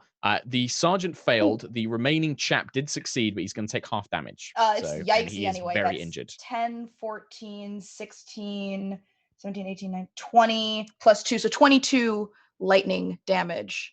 Mica, what does it look like when you fry these guys? Because you fry them. So it's just so infuriated that we've just arrived and Azara's already been hit. Her dress is ripped. This is not going well. She just turns on these two. Her eyes, already with draconian pupils, glow white as she just breathes this terrifying, crackling lightning from her breath. And she almost screams a little bit. It kind of sounds like a siren-y screech. Oddly, with a faint smell of cinnamon. And until the last spit of lightning is out, she's just angrily screeching. And when she's done and they're burned to a crisp, she just takes her little shawl and wipes the corner of her mouth. And you just watch as their bodies just slump to the ground, smoking and charred. With that, we're out of initiative as the forces that were engaging your units have broken and fled. Maybe a couple of them have survived, but not many, and they flee into the woods or the mountains. Without their blade captain, the soldiers don't pursue. Several of them rush towards her and are checking her. The others are kind of just securing the perimeter, not quite sure what to do. And then they're all looking at the big bridge, which is still kind of, some parts of it are very much on fire. What do you guys do as we leave initiative? Is anyone very, very hurt, like in need of immediate healing? Me, I am. Here, let me help you. And I cast Cure Wounds on you. Reluctantly, I will bow and a very genuine, but I know it's not genuine smile. I'm like, thank you, Your Grace. I'm gonna cast it at cast it at 2nd level. So it's 2d8 plus 4. So that's 11 points of healing. Beautiful. Thank you. You see, when you begin weaving this healing spell, one of the young squires, the one that was carrying your horse earlier, Agnes, is like, my lady, if you can heal, Blade Captain, it's pretty bad. We've done what we can to stop the bleeding, but if you could help. Of course. And I go to Alyssa, right? Yeah, Ilessa. Alyssa. I keep forgetting, but Ilessa, yeah. And she kind of looks up at you, and you can see she's like, the color is drained out of her skin. She was kind of a pale green. Now it's almost white. And she's, there's blood splattered all over her throat. And she's, my lady, I'm sorry. I'll cast second level for her too. Okay. And you watch as the flesh begins to knit back together. Some color returns to her cheeks as she kind of looks up to you. She gets 10. Okay, it's enough that, she's thank you, my lady. And you can see she's probably going to bear like quite a bad scar along her neck because it looked like the blade was shoved in and then twisted and ripped down. But yeah, she's going to have a bad scar, but she's like, she like starts looking around and she, what are you lot waiting for? Get buckets, start putting the bridge out now. And she begins calling orders. You three, look and see if you can track where they went. We need to find out where they're going and where they came from. My apologies, my lady. Sorry to shout in your presence. But we need to find out who they were, what they wanted, what happened. Make sure you get some rest. Thank you for your service, and that scar is going to look awesome. Thank you, my lady. But yes, perhaps when we can get to Eveningstar, although it looks like we might need to wade across the river now. And you see like several of the planks like crack, split, fall in the river. As you see knights like buckets like trying to put it out. What about the rest of you?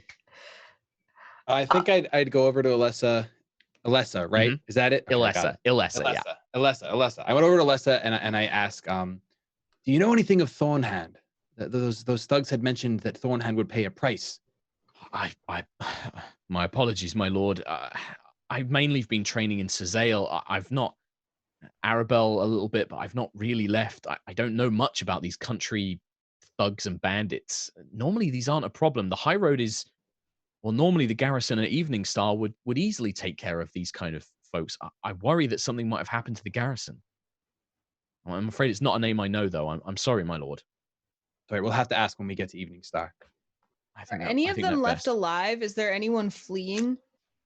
There were definitely some fleeing. Yeah, Lesser has sent some of the forces to try and chase them down, but they've kind of vanished into the hills and the woods. But they're going to try and see if they can capture anybody. But the ones that you guys fought, yeah, no, sadly they were. Yeah, you did not seem to be holding back against your ambushes. I just affirm that I'm like, if you can capture anyone, we need to question them. Of course, my lady. Of course. Would I know anything about Thornhand? You can make a. Do you want to make a history check for me? I would like to make. Is it possible to make an Arcana check, or does it have to be history? You can make an Arcana check, and that will basically be if you succeed and there's anything magical about it, then I'll tell you. But if it's not inherently magical, you just won't know anything. Marcel, like Nate, if you want to make any checks about stuff like this as well, feel free to jump in. But you might. I'm gonna make an Arcana check because they said mages, so. Yeah. 13, 14, 15, 16, 17, 18. 18. There's no, you can't think of anything specifically like spells. There's a few nature themed spells around thorns, wall of thorns, that sort of thing. You're trying to think, cast your mind back. Are there any famous mages named Thornhand? Mm-hmm. You can't think of anything. The only thing that kind of strikes you, the only thing that maybe tickles at the back of your brain is it's the kind of name that people sometimes give to things like dragons or other creatures that have natural elements, Thorn Hand, Thorn Fang, stuff like that it's quite similar in those naming concepts. Okay. You don't know of any dragons called Thorn Hand or any other, archfey called that, but it's the kind of thing that a fey creature might be known as, or a dragon might be called by followers or worshippers. No solid answers, but maybe a theory begins to develop. Then I'll just make a note. You don't know if that's true. I'll make a note to look that up when we get to town, look in the libraries and such. But for now, I guess just kind of using Mage Hand to like bring buckets of water to the bridge and just kind of standing there watching and, telling the bucket what to do. Nice. Anything, Marcel or anything, Anna? Anything else? So at this point, are we pretty decided that we're gonna like basically just wade through the river and then continue on? No decision's been made, but you could certainly make that order. You could be like, right, come on, we've got to get a move on. Let's circle up and wade across. More or less, if I've assessed everyone's in good enough traveling condition. Okay. I guess before we go, I would just try a quick investigation to see if I notice any clues that are left. Yeah, sure. Yeah. Okay. So if you want to make an investigation check for me, Anna, as you say that, Marcel, as you kind of speak that, Ilessa does basically begin getting the soldiers to muster. She just turns to you and says, Minister, I'd like to leave maybe a couple of my men behind. The ones that I sent out after the ambushes, the ones that got away. It would be good just to leave somebody behind so that they know, we're not just leaving them on their own, if that's all right. She's not really, she's not like, you don't command her. So she's kind of like, this is my suggestion. What do you think? It's just kind of like, this seems to be of no consequence to me. So be it. All right. She kind of like, you do see that she narrows her eyes a little bit at you. Like, this mercenary, you're not a knight. You don't know. But you seem capable. But yeah, she does as suggested. Anna, investigation check you were making. 16. There's a couple of things that you notice, and yeah, I think maybe if you had focused on like the bodies when you were first approaching, you might have spotted this before anybody else. The bodies of the thugs that were all face down, you turn them over and you can see that their bodies are much older. They've actually already started decomposing. There's quite a smell to them as you get closer. It very much looks like this was very clearly set up as an ambush quite recently. Like the bodies are old and they've been dragged here and dressed up and disguised to lure in maybe a military force. Like they use the knights purposely to draw in your own units so that they can ambush them. There are footprints, but they're rain, maybe last night's rain has kind of made them hard to follow. They're kind of all over the place. The bridge has been intentionally sabotaged. If you had tried to cross it with the whole force, it would have collapsed, sending most of your units into the river. Yeah, like this was very clearly set up as an ambush, and quite a cunning one at that. Whoever did this probably knew you were coming. So it's good that I burned the bridge so that nobody else walks across it treacherously. That is absolutely what Agnis can believe. Yes, that is absolutely what Agnis can believe. I think Azara and Marcel might recognize the fact that it would have been far easier to fix their sabotage than building a whole new section of bridge. But Agnis can believe what Agnis wants to believe. And these bodies, is there anything about them that tells me where these bodies came from? Like, we know that you said that there were forces that we would have assumed the garrison would have gotten them.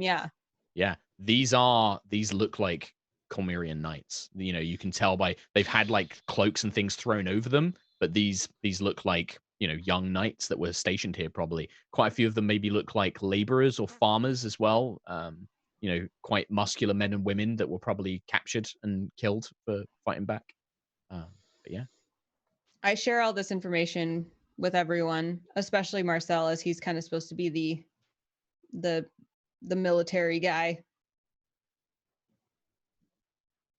Great. No, not great. Specifically the opposite of great. Do you understand what I'm telling you?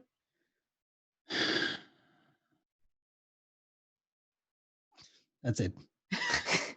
Agnis is just staring at him and kind of like, okay, well, anyway, Azara, did you hear all that? And as Azara is just kind of like commanding the bucket, yes, we'll keep an eye out, dangers and such.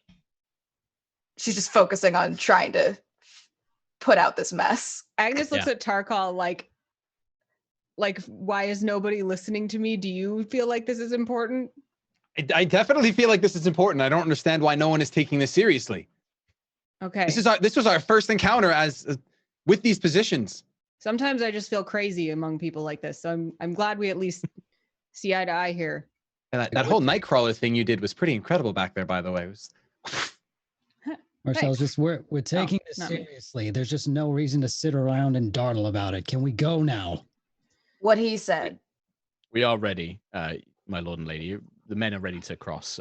We're going to get a little bit wet. Magister Azara, you could mount the horse and I can try and keep you from the water. I will do my best. As that sentence is being said, Azara is already heading towards the horse. Alyssa looks. She gestures, Baron and Baroness, of course. The horses are there for you as well if you wish to use them.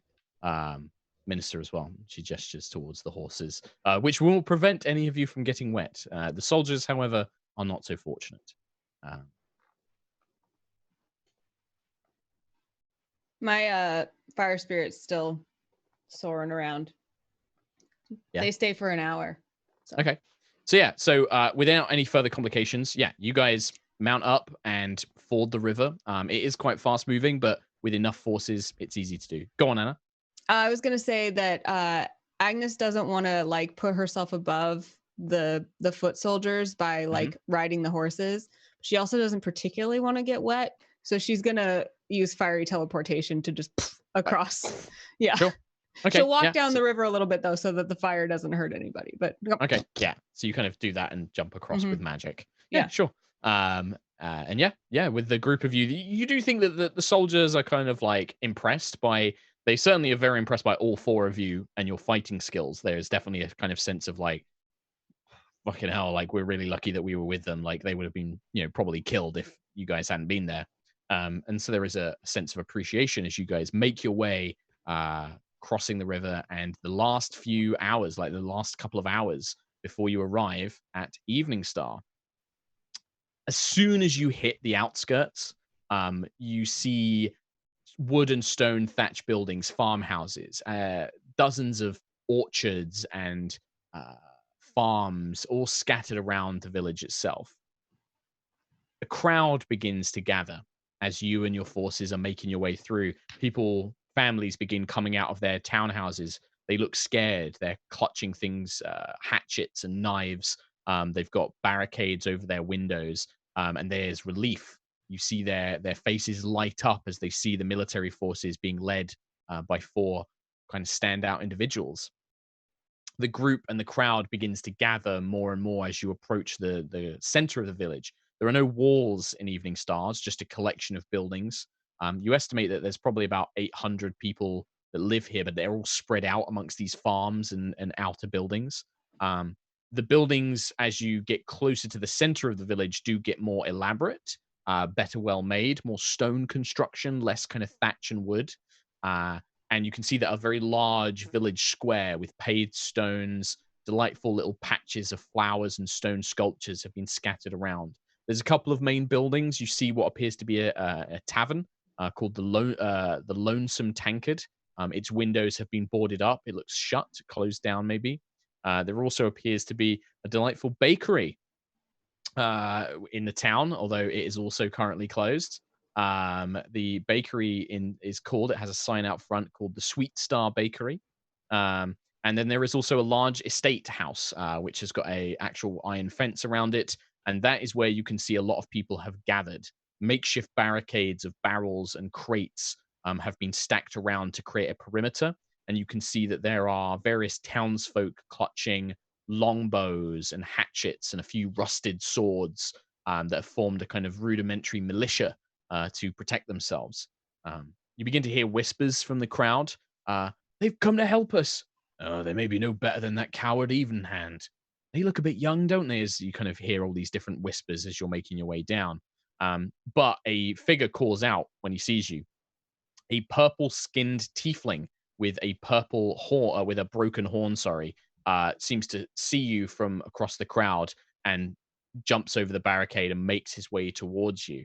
Kind of as he arrives, he bows deep. You can see he's dressed almost like a tailor, very well cut vest, fine buttons, a little bit tattered, a bit dirty perhaps now, but he's trying to keep himself looking as presentable as he can. He has a cane, walks with an ever so slight limp, and he bows deep. Ah, you've arrived. Thank goodness. Thank all the gods you've arrived. My good counsel, my lord, my lady. We're very pleased to see you. We wasn't sure if you got our latest message about the bandits that had been attacking the town. We weren't sure if you would arrive in time. My forgiveness, forgive me. My name is Dusk. I am the Seneschal here. I've been assigned to assist you with getting Eveningstar back on its feet. Please, I've got some rooms prepared in the estate house for you, the best that I can manage, I'm afraid. We have some rations and things like that. You must be tired after the journey. Please, I can have some people take care of your horses in the meantime. What's a seneschal? A seneschal is basically a seneschal, he or she, acts as the liaison between the serfs, the peasant class, and nobles and knights. It's his job to basically take care of stuff, and you guys just make the decisions. So if you guys wanted to build something, he would be the one who sources the carpenters and the wood, and you just give him the money. You just be like, here's the money, we want you to build this, and he'd go and organize that. Likewise, if you wanted to recruit army units, he could help you do that. He'll also come to you. This is going to be an NPC that you'll probably speak to a lot. He'll come to you if there's any problems in the town. If there's any problems in the area, he'll come and basically say, like, I need you to make a decision on this. I need you to decide what happens to this person or that person, or what we're going to do about this problem. If this was a video game, this is the guy who's just like, greetings, my lord. Here are this month's problems. Yeah. That's how it's going to work. He's the bulletin board. He is, Okay. yeah, but He's also kind of like the in-game menu where you just put money in and stuff happens. very much so. Yeah, that is his entire purpose. But yeah, this is kind of a very prestigious role amongst lower born sort of like caste. This is something he's probably worked at. Normally people who are quite clever, who have a lot of political understanding, make it as seneschals. So this is probably a good guy to talk to if there's any questions about how things work, or, you know, local areas or rival lords or anything like that you want to know about. He doesn't go before on. He ushers us into the house. Can I put a hand on his shoulder and say, thank you. Oh, my lady. You've done fantastic work here. May I address the people quickly? Of course, they would be delighted to hear from you. It's been very tough. The last 10 days has been extremely difficult. The Thornhand has been a menace. So yes, indeed, please do. I'll gather them for you. There's a few on the Outer Line farms. I'll send some children to go and fetch them. And he rushes off, and he's just like, "You boy, come here. Send word to the Pickering. Send word to the Hoopers. We need to bring them into the village. The Baroness wishes to speak with them." And the children are all like, "Oh yes, Seneschal," and they scatter off. He probably gives them a couple of like little brass copper pennies, and they're just they go scattering off. And within go on, go no. To say, before she speaks, I want to use Mage Hand to like pull a crate over, and then Minor Illusion to like set a spotlight above her, just so people to make sure that people pay attention. Nice. It's kind of setting the stage for my Baroness. Absolutely. And as soon as you conjure this magic, Azara, there are all these people, and they're kind of, you know, you guys have been to Ren fairs. You know what these guys look like peasants at Ren fairs. They've got like the little hats and, you know, the long tunics and things like that. And they are watching in amazement. Even just these little cantrips. Like as soon as you move the crate, there is a kind of like, oh, and then there's a few things, and the kids are just like, oh my god, it's a war wizard. And you can hear them all kind of talking excitedly to each other, and this light shines down. And yeah. So you bring that, and then eventually all the crowd is gathered in the town square. Agnes, you are given a prominent position from which to deliver a good bit of speech. I pull Tarkhal up onto the crate with me, like without even explaining to him what we're doing. I'm just like, come on. Oh god, yeah. I reluctantly, I'm coming. Okay. People of Eveningstar, you have done well and created a beautiful town. We come not as your rulers, not as someone to tell you what to do with your place, but as your protectors, your servants. We're here to help. I'm sorry for the pain that you've endured at the hand of these brigands. We will protect you, as is our sworn duty. And then she steps down. There's a moment of pause, and there's a lot of very confused faces. But then Dusk is like, very well spoken, my lady. And they're like, oh, yeah, there's like a big cheer that goes out as they kind of don't really understand. But yeah, there's the whole thing about protecting them and dealing with these brigands, like there's relief washes over them. Is And I Tarkhal think still with- standing on the crate? Well, that's I was gonna say, is Tarkhal gonna add anything, or do you just kind of? No, I think Tarkhal, yeah, he's looking around since Agnis just got down and left. We killed a bunch of Thornhand outside the village, and if any of them come near, they will be dead. And then he steps down. Nice. So that kind of speaking to them, there's a bunch of like burly like men and women who are like, yeah, and they're like, you know, like kind of saying all of this stuff like, good, kill them, we want to see them dead, and they're kind of cheering. And I think that is probably the best point for us to finish our first episode here of Knights of Eveningstar, with you guys having. I know it's gone so fast. It's literally I checked the time and we were running a bit over. That's crazy. But yeah, you guys. That's so fun. We will pick things back up next week as you guys formulate what you want to do, how you want to handle this situation. Maybe talk to Dusk and get some, you know, the situation and what's going down. And then yeah, we'll pick it up next week. Guys, thank you so much for playing. Thank you. This has been awesome. I'm so glad you guys enjoyed it. Guys, we have so much DIY to do. Like, we should just go watch HGTV and get some ideas. Yeah, totally. Dude, I can't. Now a week. week is too long to wait for next session. I agree completely. Oh. Well, we should do shout outs really quick before we go. Absolutely. Yes. All right. Well, Anna, take us away. We'll start with you and we'll throw it around. Great. You can find me at Anna Prosser almost everywhere. Also on Thursday, I'll be doing another role-playing show on my own channel /Anna Prosser on Twitch. And that is a Star Wars-based TTRPG, so you can find me there. And also, for everyone who is going to be asking, you can watch the VOD of this episode on Twitch on /D&D, and you can also find it, should be by tomorrow on the D&D YouTube, so you can check it out there. A lot of people are asking about a podcast. No leads on that right now, but you can also turn off the video of Twitch and YouTube and listen to it like a podcast if you want. I tag Mica. Oh, hi. You can find me at Mica Burton pretty much anywhere. I won't be doing much this week other than sleeping and petting my dog, but you can go to Reenie's Instagram to look at pictures of her. So I'm going to plug my dog's Instagram. Very suitable use of the time. Thank you. I'm going to tag Shady. Hey guys, I'm Shady, and I'm still going to be on the internet. Actually, tomorrow morning, you can catch me on my Twitch, twitch.tv/ShadyPenguinn. And then tomorrow, Thursday evening, you can catch me playing more D&D. Follow me on Twitter, and you'll get to see where that is, because that's the easiest way to know what I'm doing with my life. Nate, you're my friend. Aggressive.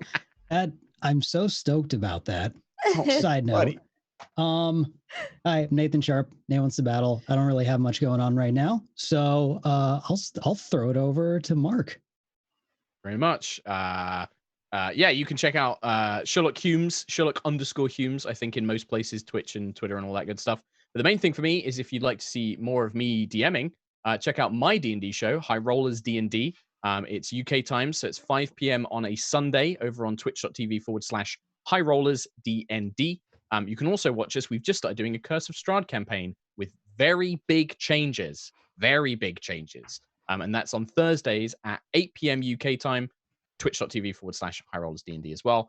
You can watch me GMing on there as well. And we'll be back next week for more Knights of Eveningstar as well. And we can special shout out thanks to White Text Friend. Named Dave now. White Text Friend. Thank you, White Text Friend is named Dave. So thank you, Dave. All right. Sure. Thanks, Dave.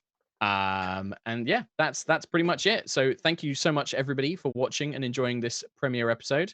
And we'll get back to Kingdom Management next week. Bye.